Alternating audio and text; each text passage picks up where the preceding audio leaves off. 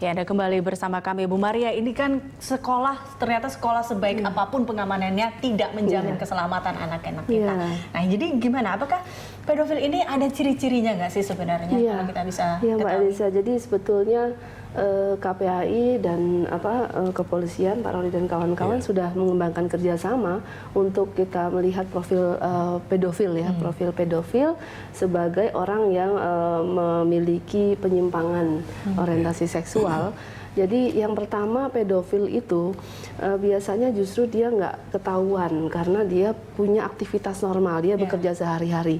TAG itu Pak Roni kan, dia ternyata manajer outsourcing ya, nggak salah. Kemudian yang di sekolah internasional itu mereka juga bekerja sebagai karyawan di bagian toilet gitu. Bahkan mereka punya keluarga juga ya. Mereka juga hidup normal.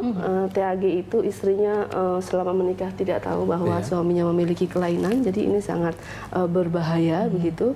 Tapi yang ciri khasnya adalah pedofil ini selalu berusaha mengakses pekerjaan-pekerjaan atau kegiatan yang dekat dengan anak-anak. Begitu, artinya sekolah, kemudian guru TK gitu kan, ataupun bukan guru tetapi di lingkungan pendidikan. Nah, tentunya ini menjadi catatan bagi kita untuk sekolah misalnya. Pertama, preventifnya adalah ketika misalnya mereka melakukan outsourcing ataupun perekrutan, itu bukan hanya merekrut tenaga berdasarkan kualitas atau mungkin standar kesehatan fisik, kemampuan untuk mendidik atau mengajar, tetapi tolong dilihat apakah orang ini memiliki visi pendidikan dan perlindungan anak. Dari sisi psikologisnya, latar belakang keluarganya itu, sehingga ketika orang ini direkrut menjadi bagian dari lingkungan pendidikan, memang itu sudah terjamin orang ini secure ya untuk anak-anak kita begitu. Nah, di tingkat keluarga adalah yang penting satu, literasi. Literasi internet atau pemahaman bahwa bahaya internet, sebenarnya bukan internetnya yang berbahaya, tapi konten-konten pornografi yang ada di dalam internet itu loh bisa diakses oleh anak. Kadang orang tua ngasih HP, ngasih gadget, tapi dia nggak mantau anaknya mengakses apa saja. Nah, itu yang tanggung jawab orang tua. Kemudian pola komunikasi, jangan lupa bahwa anak itu juga perlu sentuhan kasih sayang yang berupa komunikasi interaktif antara orang tua dan anak. Itu seperti kata Pak Roni, di tingkat pencegahan nih masyarakat perlu diedukasi begitu ya, dari hal-hal yang kecil yang mungkin sekarang terlupakan karena orang tua ada sibuk kerja, anaknya sibuk sekolah, anak di drop di sekolah, udah sekolah orang tuanya kerja, nah udah deh selesai deh masalah, terus pulang-pulang ketemu udah tidur dah gitu kan. Nah, seperti itu masalah-masalah pendidikan seksual juga sangat penting untuk diberikan kepada anak sejak usia dini, bahkan sejak anak sudah bisa ngomong. Itu penting karena dia tahu bagian-bagian mana yang nggak boleh disentuh oleh orang atau bagian-bagian mana yang dia tidak boleh menyentuh gitu kan. Kalau di agama itu auratnya orang nih gini begitu kan. Nah, seperti itu. Nah, hal-hal seperti ini seyogianya menjadi kebijakan nasional begitu. Ini yang ruang-ruang kosong yang kita masih lihat belum dilakukan oleh negara. Negara masih mengandalkan masyarakat, dan tentunya para penegak hukum ini juga kewalahan begitu ketika ada kasus-kasus yang marak dan merebak seperti itu. Nah, ini Pak Roni terakhir, mungkin tadi dari kita membahas mengenai wawasan pencegahan seperti apa. Nah, ini kan ternyata pedofil ini suka beraksi di tempat-tempat umum dan di sekolah dan dimanapun juga yang mereka dekat dengan anak-anak.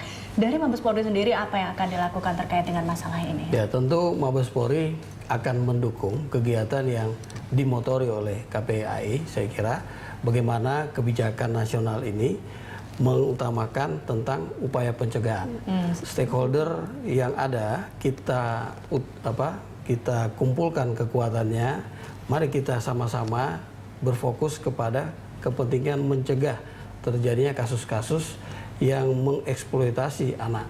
Ya, misalnya di kepolisian sendiri kan ada bidang fungsi pembinaan masyarakat, Binmas, yang selama ini sudah bekerja sama, bahkan banyak diberikan pendidikan ya diklat kita oleh KPAI juga.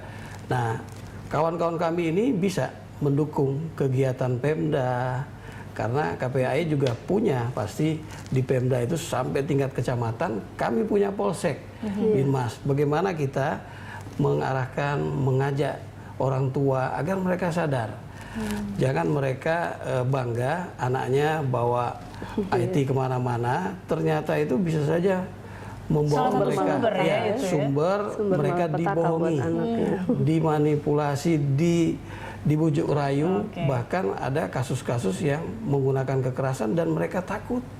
Mereka takut. Nah, bagaimana kita mensosialisasikan kepada anak-anak, mereka tidak perlu takut terhadap ancaman. Oke. Ada polisi yang bisa memberikan rasa aman kepada mereka, ada KPAI yang bisa membimbing untuk mengungkap kasusnya sehingga mereka tercegah dari ancaman dan mereka bicara sama orang tua terutama.